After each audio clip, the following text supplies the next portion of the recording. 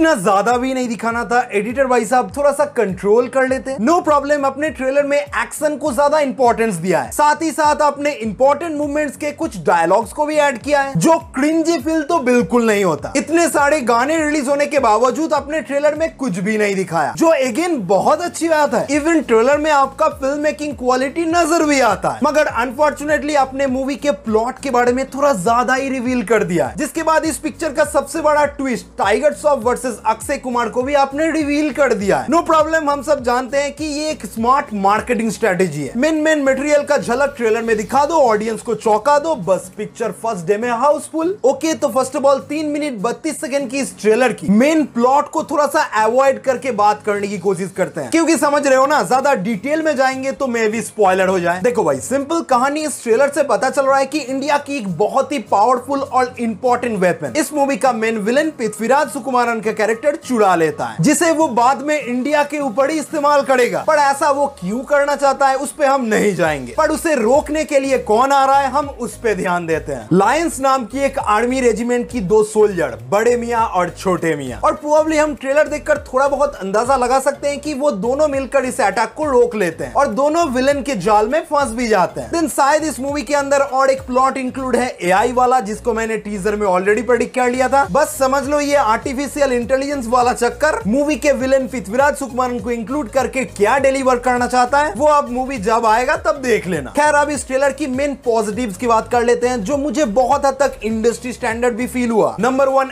Action. What a natural quality boss, मजा आ गया। आपने बिहाइंड द सीन के फुटेजेस देखा है तो आपको ये बात पता ही होगा। डायरेक्टर अली अब्बास जफर और अक्षय पाजी का ये जिद था कि वो इस मूवी को प्रैक्टिकल इफेक्ट के द्वारा क्रिएट करेंगे, मतलब सीधी बात रियल एक्शन शूट करेंगे, जो डेफिनेटली बहुत ज्यादा चैलेंजिंग है, मगर रिजल्ट उतना ही अच्छा आया है। एक ब्लास्ट से लेकर टैंक के ऊपर से लिया हुआ सिनेमैटिक शॉट हर एक रियल है। जी हाँ, प्रैक्टिकली कैमरा लेकर उन्होंने शूट किया है। No VFX, no CGI. I mean उनका यूज तो हुआ है, मगर जितना नेचुरल रखा जा सकता है उन्होंने रखा है। ये जो आप शॉट देख रहे हो ना, हमारे खिलाड़ी बाइक लेकर हेलीकॉप्टर के साथ क्लैश कर रहे हैं, ये रियल है। तो समझ लो मूवी के अंदर ऐसे ही कितने सारे रियल शॉट्स हैं। नंबर 2, मूवी में टाइगर श्रॉफ और अक्षय पाजी को देखकर काफी अच्छा तो फील हो रहा है। दोनों का केमिस्ट्री हमने गानों में और सोशल मीडिया में तो बहुत देखा है, ट्रेलर में पहली बार देखा जा रहा है, जो थोड़ा बहुत फनी और सीरियस भी है, और पता चल रहा है कि दोनों एक दूसरे को कम्पीट करने की कोशिश कर रहे हैं और धोखा देने की भी कोशिश कर रहे हैं। मुझे इन दोनों का जोड़ी काफी डिसेंट लगा, और सच बता रहा हूं टाइगर श्रॉफ ने गणपत मूवी से काफी अच्छा काम किया है। And finally last 2 positive point. पहले तो मूवी का विलन चेहरा तो नहीं दिखाया गया है, मगर भौकाल वो मचा रहे हैं। बंदे को साइको कहा जा रहा है, उनका डायलॉग भी काफी तगड़ा है, और वैसे भी दोनों हीरो को बांध दिया है चेन से, आग जला दिया, इससे और ज्यादा क्या ही चाहिए। मजाक कर रहा था क्या मैं?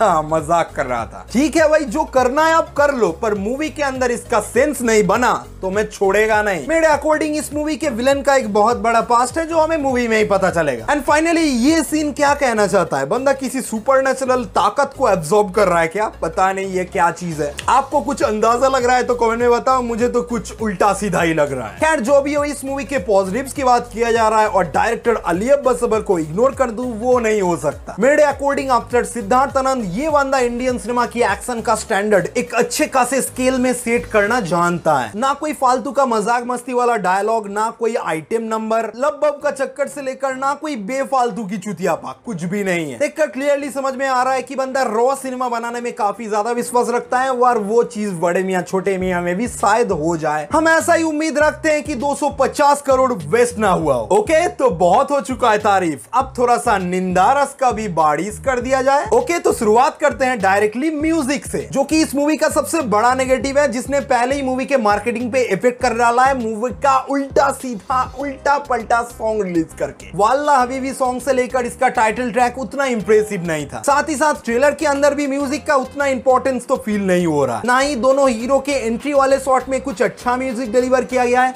और ना ही एक्शन के ऊपर कुछ ढंग का यूज किया गया है। बहुत ही एवरेज और नॉर्मल म्यूजिक था। इसके बाद एक बड़ा नेगेटिव जो मुझे बहुत ही बेकार फील हुआ, मूवी के अंदर अक्षय पाजी तो है ना, तो उनको थोड़ा सा ज्यादा बोलने दो ना। ये बागी टाइगर भाई साहब को क्यों दे रहे हो चांद? भले ही बंदे का डायलॉग डिलीवरी गणपत मूवी से अच्छा है, मगर उतना भी अच्छा नहीं है कि अक्षय पाजी को टपक दे। अक्षय पाजी मूवी के अंदर है तो उनको थोड़ा सा अलग से दिखाओ, हर वक्त दोनों को एक साथ दिखाने की क्या जरूरत है? हमने वॉर मूवी में टाइगर और ऋतिक को देखा है, दोनों का केमिस्ट्री काफी जबरदस्त है, और दोनों का दुश्मनी भी काफी जबरदस्त था। भले ही ये मूवी बड़े मियाँ और छोटी मियाँ के कनेक्शन को एस्टेब्लिश करने की कोशिश कर रहा है, पर फिर भी इन दोनों के बीच में कुछ तो यूनिक होना चाहिए था जिस वजह से हम ऑडियंस इन दोनों से इमोशनली कनेक्ट हो जाए, मगर वैसा कुछ भी तो फील नहीं हुआ। लेट्स सी मूवी में कैसा होता है। And last but not the list, भले ही प्लॉट में पाकिस्तान दूर दूर तक नजर नहीं आ रहा, मगर इस कहानी में बहुत मूवी के कहानी से सिमिलरिटी नजर आ रहा है गुरु। वही इंडिया का पुराना दुश्मन अपने ईगो पे खेलकर तबाही मचा देगा, जो कि हमने पठान में भी देखा है, वॉर में भी देखा है, टाइगर 3 में भी देखा है, फाइटर में भी देखा है, गदर 2 में भी देखा है और कितने सारे मूवीज में देखा है जिसमें देशभक्ति वाला सैक्रिफाइस भी होगा एंड ऑब्वियसली बदला। सब कुछ देखा देखा सा सुना सुना सा नहीं लग रहा है। खैर मुझे वो रेड लाइन दिख रहा है, उससे ज्यादा क्रॉस नहीं करते हैं, बस इधर ही रहते हैं। बट एक बहुत बड़ा इशू बन चुका है कि ट्रेलर में कुछ ज्यादा ही दिखा दिया है, कुछ बहुत ही ज्यादा दिखा दिया है। खैर आप इस ट्रेलर के बारे में अपना क्या ओपिनियन रखते हो वो कमेंट में पटक डालो, लाइक कर दो। मिलते हैं नेक्स्ट वीडियो में, बाय।